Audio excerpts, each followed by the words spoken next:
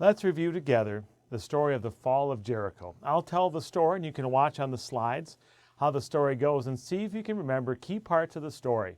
When I pause, when I leave blanks, just simply shout out the answer and see if you get it right. The children of Israel had just come out of a nation. They had just been delivered through Moses. You can see the name on the map. Do you remember the name of the country where they came out? Which one is it? It is Egypt. They had to head through Moab, and they were going to come, and they had to enter and conquer a city. The name of that city, so famous for its walls, was Jericho. They went towards that city of Jericho, and they had many reasons why they think they wouldn't win. The Israelites sent a couple spies to check it out.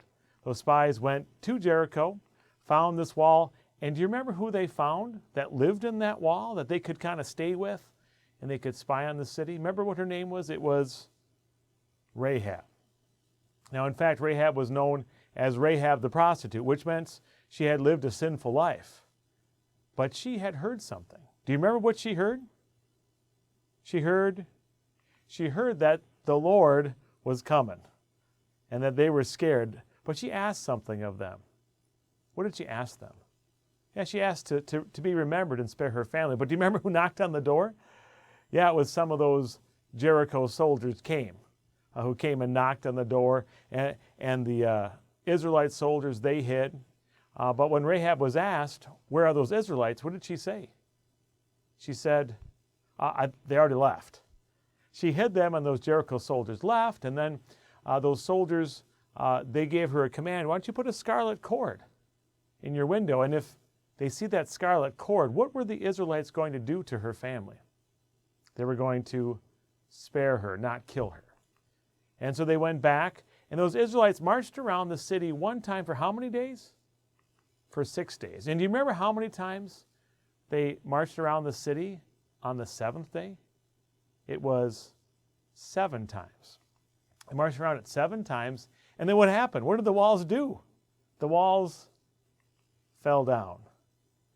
They blasted the trumpets, and the walls came tumbling down with that shout. The walls came tumbling down, and the Israelites went on in, and they destroyed everything. There was just one thing they didn't destroy.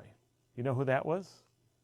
That was Rahab. They saw that scarlet cord, and they saved her. Now, not only did Rahab become part of the Israelites, but do you remember the special role she had? The special thing that was true of her? Who was she related to? Do you remember? Well, we're going to get to that in a little bit, but after she was spared, we just celebrated that God gave them victory, and they gave them the land flowing with milk and honey.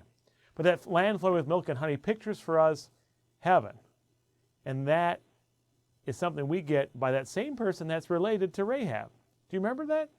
It was Jesus.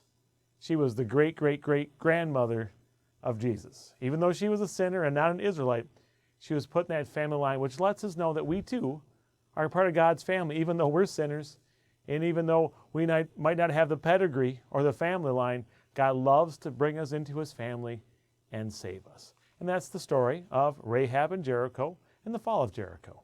Thanks for reviewing the story with me.